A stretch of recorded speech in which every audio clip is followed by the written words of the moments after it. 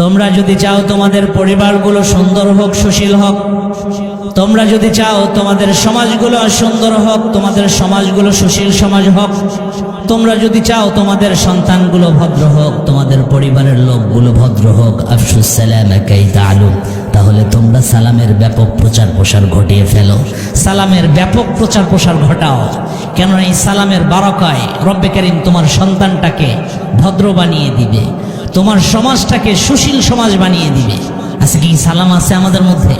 আমরা কি সালাম দিতে পারি? আমরা বড়রা কখনো ছোটদেরকে সালাম দেই না, ছোটরা কখনো বড়দেরকে সালাম দিই না। এটা আমাদের মধ্যে একটা রোগ বসে আছে। অথচ আপনি যদি সালাম দেন, ফাহুয়া যামিনুন আলাল্লাহ, পৃথিবীর বুকে কোনো মানুষ যদি কাউকে সালাম দেয়, রব্বে কারীম তারা দায়িত্ব নিয়ে নেন। এমন দায়িত্ব নেন, ইন আশা রুসিকা কুফিয়া, এই সালাম দেনেওয়ালা ব্যক্তি যতদিন বেঁচে থাকবে, রব্বে কারীম তাকে শুধু ধনী বানাতে থাকবে, তার কোনো অভাব থাকবে না। তার সন্তানের প্রয়োজন, রব সন্তান দিয়ে ভরপুর করে দিবেন। তার খাবার দাবারের প্রয়োজন, রব খাবার দাবার দিয়ে তাকে ভরপুর করে দিবেন। পোশাকের প্রয়োজন, পোশাক দিয়েও রব তাকে ভরপুর করে দিবেন। শুধু তাই নয়, ওয়াইন মাতা আদখালাহুল্লাহুল জান্নাহ, আর এই সালাম দেনেওয়ালা ব্যক্তি যখন মৃত্যুবরণ করবে, রব সরাসরি তাদেরকে বিনা হিসাবে জান্নাত দান করবেন। সুবহানাল্লাহ বলবেন না? কত কত কত ছোট্ট একটা আমল, সুন্দর একটা আমল। আপনি শুধু সালাম দিবেন, রব্বে কারীম আপনার মৃত্যুর পর সরাসরি জান্নাতে দেওয়ার জন্য সার্টিফিকেট আপনার হাতে দিয়ে দিবেন। শুধু তাই নয়, পৃথিবীর বুকে কোনো মানুষ দৈনন্দিন 8টা সালাম যদি দিতে পারে, রব্বে কারীম জান্নাতের 8টা দরজা সেদিন তার জন্য খোলা রাখে। এই ব্যক্তি যদি ওই দিন মৃত্যুবরণ করে, তার মৃত্যুর সাথে সাথে রব তাকে জান্নাতে পৌঁছায় দেবেন। সালামটা এতটা মর্যাদা সম্পন্ন, এতটা মর্যাদা সম্পন্ন। হযরতে আম্মা জান আয়েশা রাদিয়াল্লাহু তাআলা থেকে একটা রিওয়ায়াত এসেছে। আম্মা জান আয়েশা রাদিয়াল্লাহু তাআলা আনহা বলেন, ইন্না আওলান নাস বিল্লাহি তাআলা মান বাদাহুম বিসালাম, কোন মানুষ যদি চায় রবের কাছে সে প্রিয় হতে, কোন মানুষ যদি চায় পৃথিবীর মানুষ তাকে ভালোবাসে, কোন মানুষ যদি চায় পুরো পৃথিবী তার সম্মান দিয়ে একেবারে ভরপুর হয়ে যাক, সে যেন মানুষদেরকে আগে আগে সালাম দেয়, সে যেন মানুষদেরকে আগে আগে সালাম দেয়। যারা আগে আগে সালাম দিবে, রব তাদেরকে তো ভালোবাসা দিবেন, পুরো পৃথিবী তাদের গোলাম হয়ে যাবে। সুবহানাল্লাহ। এই জন্য সালাম আমরা দিতে পারবো না? সালামের আমলটা এত চমৎকার একটা আমল। আমরা যেহেতু মানুষ, আমাদের মধ্যে অহংকার আছে কি নাই? অহংকার থাকতে পারে। এই অহংকারের মতো একটা বদ গুনাহ, এগুলো দূর হয়ে যাবে। অহংকার সম্পর্কে রাসূল সাল্লাল্লাহু আলাইহি ওয়াসাল্লাম বলেন, লা ইয়াদখুলুল জান্নাতা মুতাকাব্বিরুন, অহংকারকারীরা কখনোই জান্নাতে যেতে পারবে না। এই জন্য রাসূল কারীম সাল্লাল্লাহু আলাইহি ওয়াসাল্লাম বলেন, তোমরা যদি আগে আগে সালাম দাও, আল বাদি বিস সালামি বারিউম মিনাল কিবর, আগে আগে সালামকারী অহংকার থেকে মুক্ত পেয়ে যায়। যদি কোনো মানুষের মধ্যে অহংকার না থাকে, মানুষটা জান্নাতে যাওয়ার জন্য সবচাইতে সহজ হয়ে যায়। এই মানুষটা জান্নাতে যাওয়া সবচাইতে সহজ হয়ে যায় যে মানুষটার মধ্যে কোনো অহংকার থাকে না। এই জন্য আমাদের ভিতর থেকে অহংকার বের করার আমল হচ্ছে সালামের আমল। এটা প্রথম নাম্বার আমল। শুধু তাই নয়, আমরা দুনিয়াতে চলতে ফিরতে আমাদের অনেক শত্রু থাকে কি থাকে না? আপনি যদি শত্রুকে বন্ধু বানাতে চান, এর চাইতে ভালো আমল আর হতে পারে না। হাকিমুল উম্মাহ আশরাফ আলী থানভী রাহিমাহুল্লাহু তাআলা, উনি একবার ওনার খানকায় বসে আছেন। এক ব্যক্তি এসে ওনাকে সালাম দিলেন। সালাম দিয়ে বলতেছিলেন, হযরত আমি তো একটা রোগের জন্য আপনার কাছে এসেছি। হযরত আমাকে চিকিৎসা দেন, আমি আমার প্রতিবেশীকে কখনো দেখতে পারি না, আমার প্রতিবেশীও আমাকে কখনো দেখতে পারে না। প্রতিবেশীর সাথে বরং আমার সাথে ঝামেলা হয়, তাকে আমি দেখলেই আমার গোসা উঠে যায়। হাকিমুল উম্মাহ আশরাফ আলী থানভী বললেন, তাই তুমি তাকে দেখতে পারো না? যাও, তোমাকে একটা আমলের কথা বলে দেই। যখন তাকে দেখলেই তুমি সালাম দিবা। যাও, 1 মাস পর আবার আমার কাছে আসবা। এই ব্যক্তি ঘরে ফিরে যায়। ঘরে ফিরে গিয়ে তার শত্রুটাকে যখনই দেখে তখনই সালাম দেয়। যেখানে দেখে সেখানেই সালাম দেয়। মাঠে দেখলে সেখানেই সালাম দেয়, ঘাটে দেখলে সেখানেই সালাম দেয়, হাটে দেখলে সেখানেই সালাম দেয়। যে জায়গায় সাক্ষাৎ হয় সেই জায়গায় তাকে সালাম দেয়। সালাম দিতে দিতে তার প্রতি একটা মহাব্বত এসে যায়। 1 মাস পর যখন এই ব্যক্তি হাকিমুল উম্মাহ আশরাফ আলীর দরবারে চলে যায়, আশরাফ আলী থানভী রাহিমাহুল্লাহু তাআলা ওনাকে প্রশ্ন করেন, কি ব্যাপার, তোমার দিলের অবস্থা এখন কি? ওই ব্যক্তি বলতে থাকে, হযরত ওই ব্যক্তিকে দেখলে এখন আর আমার রাগ ওঠে না, বরঞ্চ তাকে ভালোবাসতে ইচ্ছা হয়, তাকে দেখলে ভালো লাগে। হযরত তাকে দেখলে আমার মায়া লেগে যায়, আগের মতো আর গোসা হয় না, তাকে দেখে আমার মোহাব্বত ওঠে, তাকে ভালোবাসতে ইচ্ছা করে। হযরত তাকে দেখলে আমার অনেক ভালো লাগে। হাকিমুল উম্মাহ আশরাফ আলী থানভী বলেন, যাও তুমি তাকে গিয়ে সালাম দিতে থাকো, সালাম দিতে দিতে তোমাদের মধ্যে বন্ধুত্ব হয়ে যাবে। সালাম এমন একটা আমল যার কারণে রব তোমাদের মধ্যে মোহাব্বত পয়দা করে দিবে। এই ব্যক্তি ঘরে ফিরে এসেছেন, এসে এই শত্রুটাকে সালাম দিতে থাকে, অনেকদিন সালাম দিয়েছে। সালাম দিতে দিতে তাদের মধ্যে একটা বন্ধুত্ব গড়ে উঠেছে, ভালোবাসা গড়ে উঠেছে। এইবার এই শত্রু ওই শত্রুর বাড়িতে খাবার খেতে যায়, এই শত্রু ওই শত্রুর বাড়িতে খাবার খেতে যায়। কত সুন্দর একটা সম্পর্ক তাদের মধ্যে গড়ে উঠেছে, কত সুন্দর বন্ধন তাদের মধ্যে। এইবার প্রথম ব্যক্তি দ্বিতীয় ব্যক্তিকে নিয়ে হাকিমুল উম্মাহ আশরাফ আলীর দরবারে চলে গেছে। চলে গিয়ে হযরতকে সালাম দিয়ে বলে, হযরত এবার এসেছে।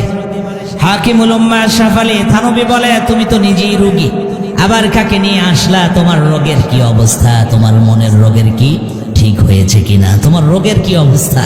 ওই সময় ওই ব্যক্তি বলতে থাকে, হযরত আমার যে শত্রু ছিল আজকে উনি আমার বন্ধু হয়ে গেছে, হযরত ওনাকে আমি সাথে নিয়ে এসেছি। এই ব্যক্তি আমার শত্রু ছিল, আপনি সালামের আমল দিয়েছেন, সালাম দিতে দিতে তার সাথে আমার এমন বন্ধুত্ব হয়ে গেছে হযরত, তার বাড়ির সমস্ত লোকেরা আমার বাড়ি এসে খাবার খায়, আমার বাড়ির সমস্ত মানুষেরা গিয়ে তার বাড়িতে খাবার খায়। আমি তাকে ছাড়া আর থাকতে পারি না, যেখানেই যাই তাকে নিয়ে যাই, যে জায়গায় যাই তাকে নিয়ে সেখানে যাই। এতটা বন্ধুত্ব গড়ে উঠেছে।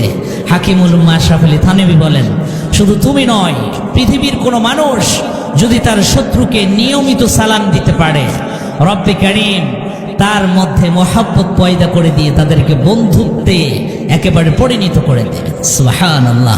এই জন্য আমরা চাই না আমাদের শত্রুগুলোকে বন্ধু বানাতে।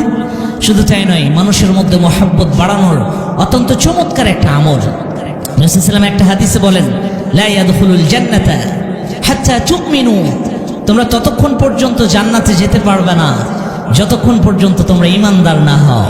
ওয়ালা তুমিনু হাত্তা তাহাব্বু, ততক্ষণ পর্যন্ত ঈমানদার হতে পারো না যতক্ষণ পর্যন্ত তোমরা একে অপরকে ভালো না বাসো। একে অপরকে ভালোবাসা এখন কি আমাদের মধ্যে আছে? আগের মতো আর কিন্তু নাই। আগের ভালোবাসা কি আমাদের মধ্যে আছে? আগের জামানায় যারা বৃদ্ধ বাবাজিরা এখানে আছেন, আপনি যদি আপনার বোনকে দাওয়াত করতেন, আপনার বোন, আপনার বোনের শাশুড়ি, ননদ, দেবর যা থাকতো সব একবারে নিয়ে আসতো না? আগে কত বন্ধুত্ব ছিল, কত ভালোবাসা ছিল। রাত্রবেলা কোনো বাড়ি যার হক্কা ছিল, একসাথে বসে হক্কা খাওয়া হতো না? কলের গান বাজানো হতো না এরকম? জামাই আবার কি করতো, যদি ক্যাসেট থাকতো, মাথায় ব্যাটারি নিয়ে হাতে ক্যাসেট বাজাতে বাজাতে, হাঁস মুরগির খালই আরেকজন হাতে নিয়ে বাজাতে বাজাতে আসতো না? গরু ছাগল নিয়ে কিন্তু আসতো কি আসতো না? এই মোহাব্বতটা কি আর আছে? হ্যাঁ, মাঙ্গন কামলা দেখছেন তো আপনারা, অনেকে দেখেন নাই? মাঙ্গন কামলা শুধু একটু রাত্রে খাবার দিবে, এর জন্য নিজের কাজ ফেলে অন্যের কাজ করার জন্য প্রস্তুত ছিল আগের মানুষ। এখনকার মানুষকে তো টাকা দিয়েই কাজের জন্য পাওয়া যায় না, ঠিক কি না? এই মোহাব্বতগুলো কি আছে? এই মোহাব্বতগুলো নাই। কেন নাই? কি জন্য নাই? আজকে সালাম থেকে আমরা অনেক বড় দূরে সরে আসি। রাসূলুল্লাহ সাল্লাল্লাহু আলাইহি ওয়াসাল্লাম বলেন, তোমাদের কি এমন আমলের কথা বলে দেব না যে আমল করলে তোমাদের মধ্যে মোহাব্বত পয়দা হবে? সাহাবায়ে কেরাম বলেন, ইয়া রাসূলুল্লাহ, এটা তো ভালো কথা, আমাদের মধ্যে মোহাব্বত পয়দা হলে আমরা ঈমানদার হব। ওগো রাসূল, আমরা ঈমানদার হলে রব আমাদের জন্য জান্নাত বানিয়ে রেখেছেন, জান্নাতে দিবেন। রব একমাত্র জান্নাত ঈমানদারদের জন্যই বানিয়েছে, পৃথিবীর কারো জন্য বানায় নাই। ওগো রাসূল, আমাদেরকে আমলের কথা বলে দেন, এমন আমল করব যে আমলের কারণে মোহাব্বত পয়দা হবে, ঈমানদার হব, তো জান্নাতে চলে যাব। রাসূল বলেন, শোনো, আফশুস সালামা বাইনাকুম, তোমরা একে অপরকে সালাম দাও। যখনই তোমরা একে অপরকে সালাম দিতে থাকবা, রব্বে কারীম তোমাদের মধ্যে বন্ধুত্ব তৈরি করে দিবে। যখনই একে অপরকে সালাম দিবা, তোমাদের মধ্যে মোহাব্বত পয়দা হয়ে যাবে। যখনই তোমাদের মধ্যে ভালোবাসা পয়দা হবে, রব তোমাদেরকে ঈমানদার বলে সাক্ষী দিবেন। শুধু তাই নয়, তোমরা যখন ঈমানদার হবা, রব তোমাদেরকে সরাসরি জান্নাত দিয়ে দিবেন। সুবহানাল্লাহ, সরাসরি জান্নাত দিয়ে দিবেন। শুধু তাই নয়, সালামের আমলটা এত চমৎকার একটা আমল। এই সালামের আমল যদি করতে পারেন, আপনার ঘরে কখনো অভাব থাকবে না, আপনার বিবি কখনো বদ্দিন থাকতে পারে না, আপনার সন্তান কখনো নেশাখোর হতে পারে না, রাসূলের হাদিসে এসেছে আল্লাহ রাসূলের প্রিয় একজন খাদেম ছিল হযরত আনাস। আনাস রাদিয়াল্লাহু তাআলা রাসূল সাল্লাল্লাহু আলাইহি ওয়াসাল্লামের সামনে দিয়ে একবার হেঁটে যেতেছিলেন। আল্লাহ রাসূল হযরত আনাসকে ডাক দিলেন, ইয়া বুনাইয়া, হে বেটা, ইজ দাখালতা আলা আহলিক, তুমি যখন তোমার ঘরওয়ালাদের কাছে যাও, ফাসাল্লিম, ঘরওয়ালাদের কাছে গিয়ে তোমার ঘরওয়ালাদেরকে সালাম দিবা। কেন সালাম দিবা? ইয়াকুনু বারাকাতান আলাইকা, সালাম দিলে রব তোমাকে বরকত দিয়ে ভরপুর করে দিবেন। সুবহানাল্লাহ। তুমি যদি সালাম দাও, তোমার ঘরগুলোকে বরকত দিয়ে ভরপুর করে দিবে। তোমার সন্তান কথা শুনছে না, কথা শুনবে। তোমার সন্তান নেশা করে, তোমার সন্তান নেশা ছেড়ে দিবে।